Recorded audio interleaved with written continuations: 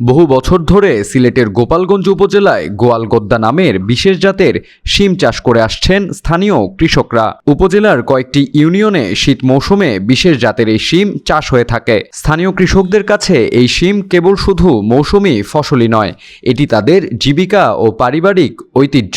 বাবা থেকে ছেলে, অভিজ্ঞতা থেকে অভিজ্ঞতায় ছড়িয়ে পড়ছে এই চাষাবাদ পদ্ধতি।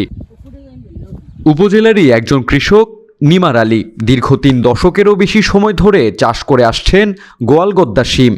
বাজারে নেওয়ার জন্য শিম তুলছেন এমন ব্যস্ত সময়েই কথা হয় তার সঙ্গে, যিনি শিম চাষের আয় দিয়েই নিজের ছেলেকে পাঠিয়েছেন প্রবাসে।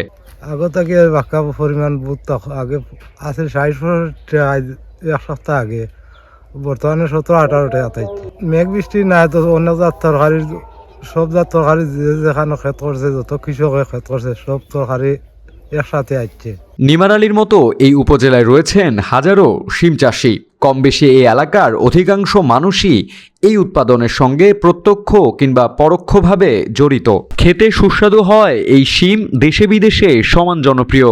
তবে বীজ, সার ও কীটনাশকের দাম বেড়ে যাওয়ায় হতাশা প্রকাশ করেন অনেক কৃষক। কৃষি সম্প্রসারণ অধিদপ্তর সূত্রে জানা যায়, মাটি ও পরিবেশ চাষের জন্য উপযোগী হওয়ায় সিলেট উপজেলার মধ্যে গোলাপগঞ্জ উপজেলায় গোয়ালগদ্দা শিম সবচেয়ে বেশি উৎপাদন হয়। আমরা লক্ষ্যমাত্রা ধরেছি প্রায় ২,০০০ মেট্রিক টন সিম এখান থেকে উৎপাদন হবে এবং সময়ে সময়ে এটি আরও বাড়বে।